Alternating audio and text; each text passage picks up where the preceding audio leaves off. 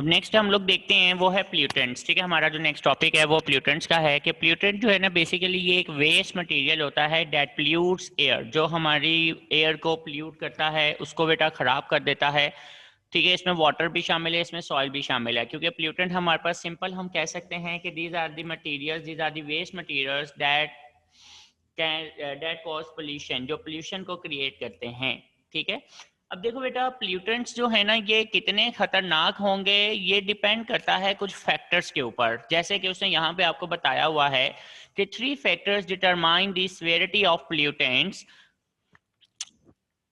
It's chemical nature, concentration and resistance. ठीक है, यानी कि उसने 3 चीजें आपको बताई हैं कि ये जो प्ल्यूटेंट्स हैं ये बेसिकली कितने खतरनाक हो सकते हैं, ये डिपेंड करता है इन 3 चीजों के ऊपर। नंबर 1 एक इनकी केमिकल नेचर है, नंबर 2 दूसरा इनकी कंसंट्रेशन है, नंबर 3 रेजिस्टेंस।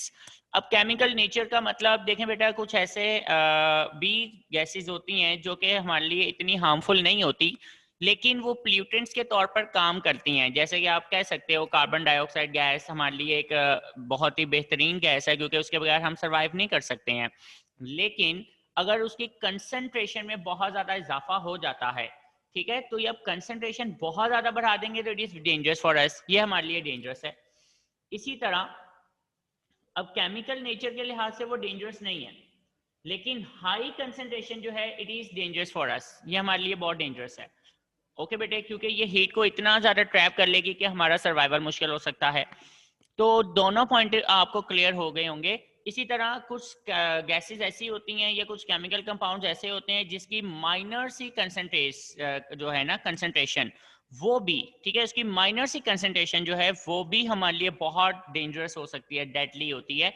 यानी उसकी केमिकल नेचर ही ऐसी है कि वो बहुत ही ज्यादा टॉक्सिक मटेरियल है, लेकिन कंसंट्रेशन जो है वो डिपेंड नहीं कर रही, क्योंकि कंसंट्रेशन वाइज उसकी माइनर सी कंसंट्रेशन जो है ना वो भी हमारे लिए इतनी हार्मफुल हो सकती है। तो केमिकल नेचर अगर बहुत ज्यादा टॉक्सिक है तो उसकी माइनर सी कंसंट्रेशन भी हार्मफुल है, अगर वो नेचर वाइज हार्मफुल नहीं है तो उसकी हाई कंसंट्रेशन जो है ना वो हमारे लिए हार्मफुल हो सकती है।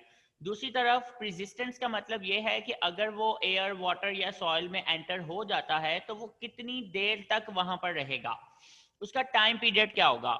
अब जितने ज्यादा टाइम पीरियड के लिए वो वहां पर रहेगा उतनी देर तक वो पोल्यूशन क्रिएट करेगा, और जितने कम टाइम में वो खत्म हो जाता है वो टाइम पीरियड उसका उतना ही कम होगा। यानी कि अगर वो इतना हार्मफुल है भी तो अगर वो रहेगा ही कुछ टाइम पीरियड के लिए तो मे बी वो इतना प्रॉब्लम ना करे, लेकिन अगर उसकी रेजिस्टेंस ज्यादा है यानी वो ज्यादा टाइम तक इन्वायरमेंट में रह सकता है तो इस वजह से वो हमारे लिए ज्यादा पोल्यूशन क्रिएट कर सकता है। तो रेजिस्टेंस का मतलब ये होगा। अब देखो बेटा सीधी सी बात है कि ये प्ल्यूटेंट्स आते कहाँ से हैं, इसके सोर्सेज उसने एक छोटी सी बात में बता दिए हैं कि बेटा ये जो प्ल्यूटेंट्स है ना ये बेसिकली ज्यादातर हमारी एक्टिविटीज की वजह से इन्वायरमेंट में क्रिएट भी हो रहे हैं और डिस्चार्ज भी किए जाते हैं। ठीक है ना, यानी कि these pollutants are being created and discharged to the environment by the human activities. They make environment, air, water, soil harmful to life. Okay students, ये उसने यहाँ पे आपको एक बात समझा दी है।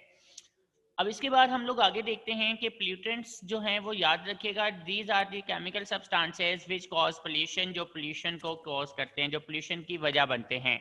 जबकि कंटेमिनेंट्स बेसिकली ये वो होते हैं जो किसी चीज को इम्प्योर कर देते हैं। बेसिकली प्ल्यूटेंट्स और कंटेमिनेंट्स दोनों सेम मीनिंग में आ सकते हैं, लेकिन कंटेमिनेंट्स याद रखिएगा लाजमी नहीं है कि प्ल्यूटेंट्स हों। Pollutants always contaminants, pollutants contaminants हो सकते हैं लेकिन all contaminants are not pollutants, ये pollutants नहीं होंगे। ओके बेटे, अब जैसे कि फॉर एग्जांपल कंटेमिनेंट मतलब किसी चीज को इम्प्योर करना है, ठीक है, आप पानी लेके उसमें थोड़ी सी सॉइल ऐड कर देंगे तो वो कंटेमिनेंट तो कहलाएगा क्योंकि उसने पानी की प्योरिटी को खत्म कर दिया, उसको इम्प्योर बना दिया, लेकिन वो पोल्यूटेंट नहीं है। लेकिन जितने भी पोल्यूटेंट्स हैं वो कंटेमिनेंट्स कहलाएंगे और वो पोल्यूशन भी कॉज करेंगे।